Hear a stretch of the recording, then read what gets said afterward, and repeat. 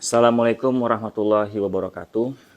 Halo semuanya, izinkan saya untuk sedikit bercerita memberikan penjelasan secara menyeluruh dari pihak saya atas berita-berita, ejekan dan hal negatif lainnya yang mengenai saya yang sedang beredar sekarang ini, yang membuat saya dan keluarga saya sedih dan kecewa.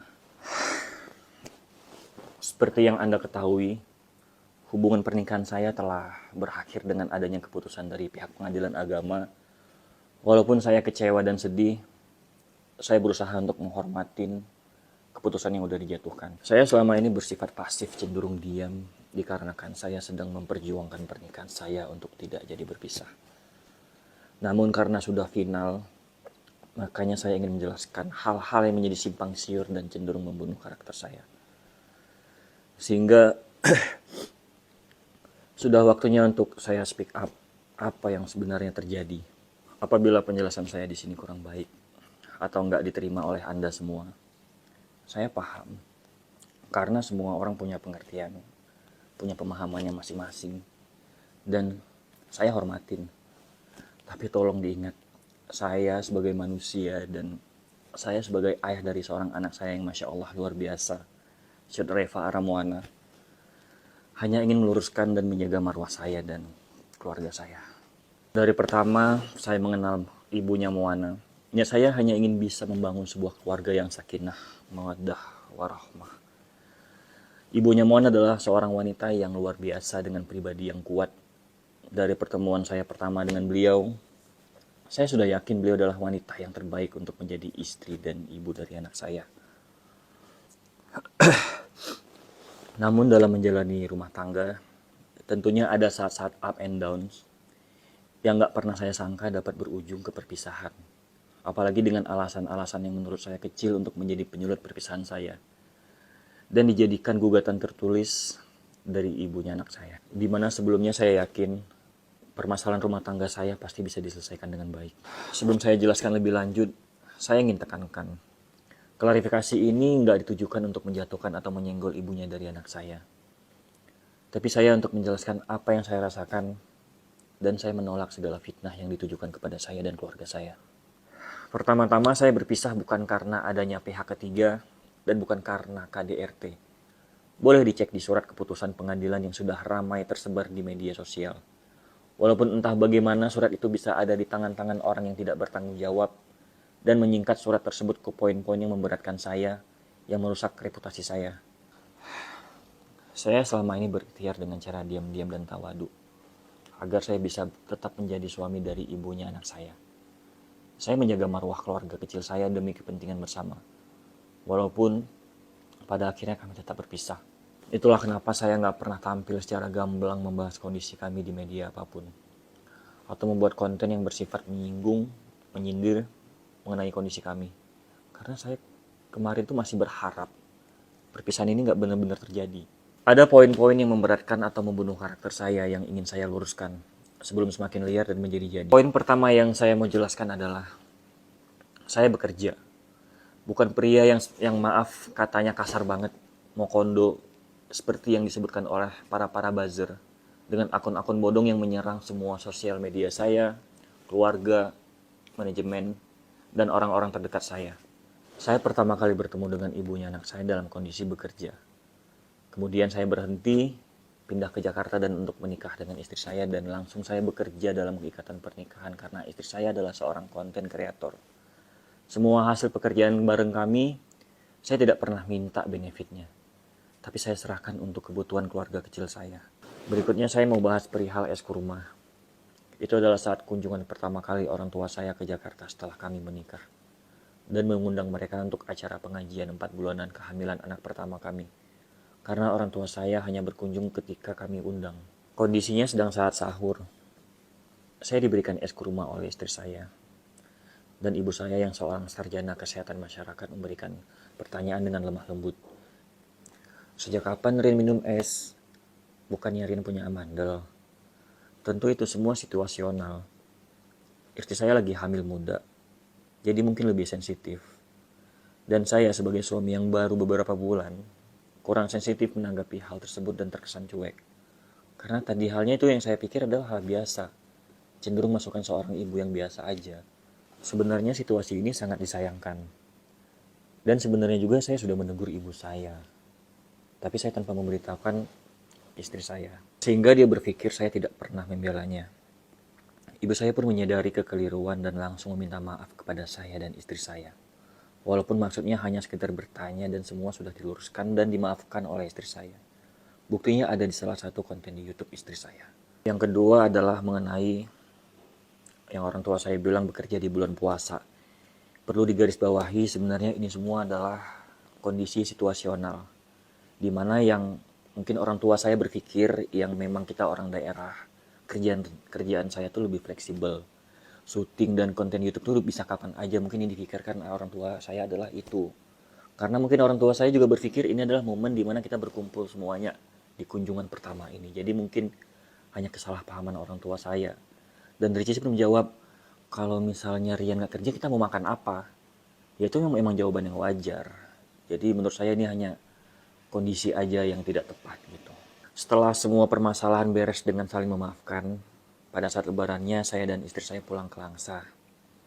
Dan kita di sana pulang kampung dan saya memperkenalkan semua kepada istri saya.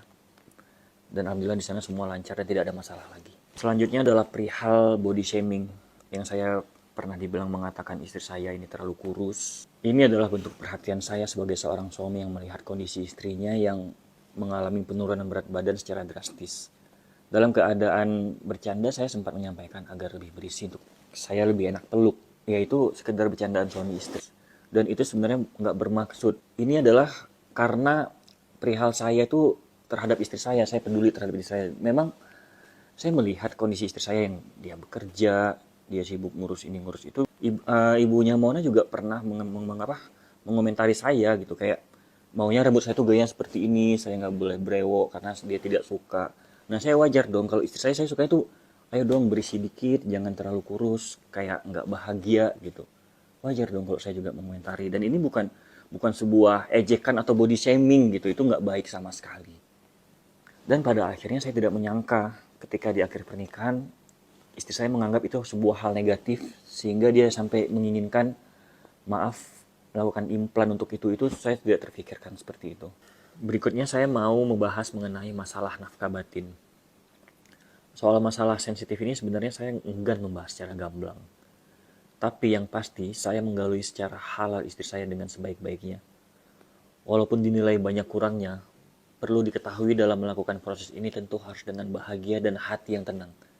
Sedangkan saya selalu dalam keadaan tertekan. Dalam pernikahan ini banyak hal-hal kecil yang tidak mau saya ungkap. Tapi ini harus dijelaskan kenapa saya merasa tertekan. Yang pertama, ibu saya pernah dibilang nyolong atau mencuri hampers semenjak acara Tidak Sinten Moana. Ini semua terjadi karena kesalahpahaman aja. Kita memang hampers itu waktu itu adalah sebuah endorsan yang mungkin harus di-storyin. Jadi dimana ketika manajemen udah dapet, alhamdulillah tamu undangan juga udah dapet hampers, bahkan keluarga Ricis mungkin udah dapet. Nah pihak manajemen mungkin bahkan adik sepupunya Ricis sendiri memberikan kepada keluarga saya, kepada asisten saya. Dan dia bilang ini udah bukan punya siapa-siapa lagi, jadi bawa aja. Nah ketika sampai di rumah, Ricis minta untuk mau di-storyin, ternyata hampers tuh udah gak ada lagi. Padahal hamper tersebut tuh ada di kamar tamu. Dan saya tidak pernah terpikir kenapa masalah hampers ini menjadi besar. Dan yang perlu digarisbawahi, saya sedih banget. Kenapa ibu saya bisa dibilang nyolong? Padahal sampai detik ini, hampersnya nggak pernah saya kirim ke Aceh. Sampai kita selesai sewa rumah Kemang dan pindah ke Kebagusan, hampers itu masih ada. Yang kedua, mengenai cicilan rumah yang saya tidak pernah diajarin nyicil oleh orang tua saya. Saya diajarin menabung ya ketika ada uangnya beli. Saya stres menghadapi dua cicilan, yang satu rumah Gria Harmoni ini yang kita beli bersama, dan yang satu lagi saat ini rumah yang lagi direnovasi oleh ibunya Moana. Itu nilainya sangat besar per bulannya, sedangkan penghasilan saya pas-pasan. Saya tidak bisa mengkomunikasikan perasaan tertekan saya karena saya harus mengikuti kemauan istri. Itulah mengapa saya hilang gairah karena batin saya tertekan dan cenderung tidak dihargai segala sesuatu yang sudah saya berikan. Berikutnya adalah pernyataan mengenai saya dikatakan meninggalkan rumah itu tidaklah benar. Saya tidak pernah meninggalkan rumah, tapi saya tidak diterima atau diusir ketika pindahan dari rumah Kemang ke Kebagusan bulan Desember. Itu hanya miskomunikasi karena kita sudah pernah membicarakan pada saat masa sewa rumah Kemang habis. Kita membicarakan bahwa sebagian barang diletakkan di rumah Gria karena banyak banget barang-barang besar dan kecil yang nggak muat di rumah kebagusan untuk rumah sementara sebelum rumah yang direnovasi sekarang selesai. Jadi setelah beberapa hari sampai minggu saya tinggal di kebagusan setelah rumah sewa Kemang habis, saya dapat info dari asisten saya bahwa Mbak bilang barangnya Bapak disuruh angkat semua ke rumah Gria. Nah, di situ saya karena melalui orang lain yang menyampaikan, saya jadi malu banget. Jadi saya langsung aja pindah. Nggak bisa menahan diri karena itu bukan dari mulut istri saya langsung yang ngomong seperti itu. Mungkin kalau itu dari istri saya langsung saya bisa, maaf ada debat sedikit untuk mempertahankan, ya saya tidak keluar dari rumah itu gitu. Jadi yang membuat saya langsung angkat kaki adalah ketika orang lain yang menyampaikan bahwa kemauan istri saya jangan tinggal di rumah kebagusan itu. Dan asisten saya bilang, itu sudah 3 kali disampaikan ke Mbak untuk mengangkat barang saya pindah ke Geria. Dan yang keempat kalinya baru asisten saya menyampaikan kepada saya kalau saya harus pindah di rumah Geria. Jadi saya tekankan sekali lagi, kalau saya meninggalkan rumah berbulan-bulan itu tidaklah benar. Pada kenyataannya adalah yang saya jelaskan tadi. Mengenai statement istri durhaka dan sombong, pertama-tama saya minta maaf sebesar-besarnya atas keluarnya kata-kata ini. Perlu diketahui ini hanya sekalinya saat pisah rumah dan kondisi saya sangat tidak stabil atau emosi karena segala akses untuk berkomunikasi ditutup. Padahal saya masih sebagai suami sahnya. Bagaimana saya bisa berkomunikasi kalau WA saya diblok, DM kadang tidak dibalas, tapi ketika istri saya DM saya langsung respon cepat. Terus kalau saya mau komunikasi sama istri harus melalui asisten, suster, bahkan harus ke manajernya dulu, nggak boleh langsung.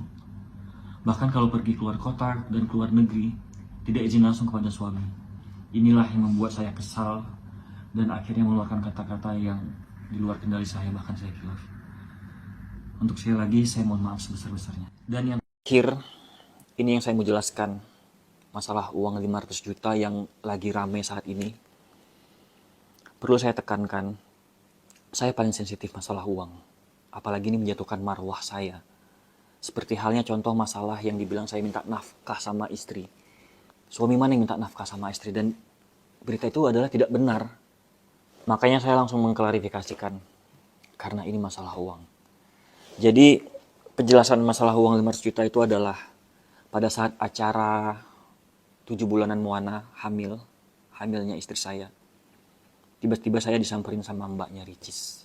Dan dia bilang, Rian, ada masuk rezeki 500 juta buat Rian di rekening. Dan saya kaget. Uang apa kok tiba-tiba ada uang sebesar itu masuk ke rekening saya? Terus dia bilang, itu rezeki Rian. Itu ada brand yang masuk ke Rian. Rian cukup mempostingnya aja setiap hari atau per minggu berapa kali lah. Brandnya kalau maaf saya harus sebut karena ini emang harus jelas. Ini memang yang saya dengar dari kuping saya sendiri kalau saya tidak salah ya, karena itu sudah sangat lama. Brandnya Cindy Castle dan Easy Fit Slim yang memang harus saya promoin setiap hari dengan uang 500 juta itu. Jadi yang saya ketahui adalah uang itu adalah uang kerjaan saya. Pada umumnya saya tidak pernah tahu uang 500 juta itu adalah uang dari istri saya. Kalau saya tahu saya tidak bakal terima. Karena saya mau cerita sedikit, dulu saya pernah mau dibantu juga istri saya untuk balapan karena mobil saya ketabrak. Dia mau bantu untuk saya sewa mobil 50 juta, tapi saya tidak terima karena itu memang uang istri saya dan saya tidak mau pernah terima sekalipun selama pernikahan ini. Banyak yang bilang sebelum saya terima 500 juta itu saya tidak happy, saya mendiami istri saya. Sebenarnya saya sedang pada posisi tertekan. Saya bingung banget. Gimana caranya saya bisa mengcover acara sebesar itu? Sedangkan keuangan saya pas-pasan. Dan bagaimana mood saya tidak berubah drastis ketika saya mendengar saya mendapatkan pekerjaan dengan bayaran yang besar, dan demi Allah saya tidak tahu menahu sama sekali bahwa transferan tersebut berasal dari istri saya.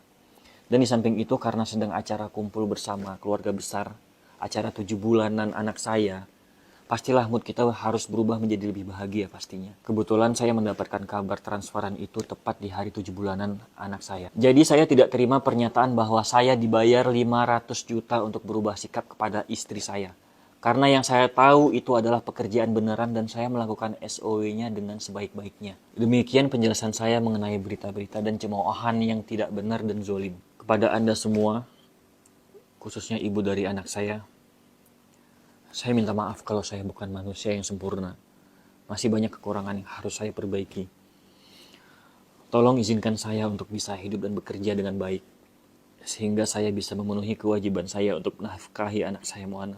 Kepada Bu Icis, sekali lagi saya ucapkan terima kasih untuk selama ini. Terima kasih sudah menghadirkan Moana dalam hidup saya. Insya Allah saya akan memenuhi amanah sebaik-baiknya untuk menjadi ayah terbaik untuk Moana. Bu Icis, dengan ini saya juga melepaskan cincin pernikahan kita dari jari saya. Sebagai bukti saya sudah ikhlas melepaskan kamu sebagai istri saya. Saya mohon maaf jika banyak salah kata dalam klarifikasi ini. Wassalamualaikum warahmatullahi wabarakatuh.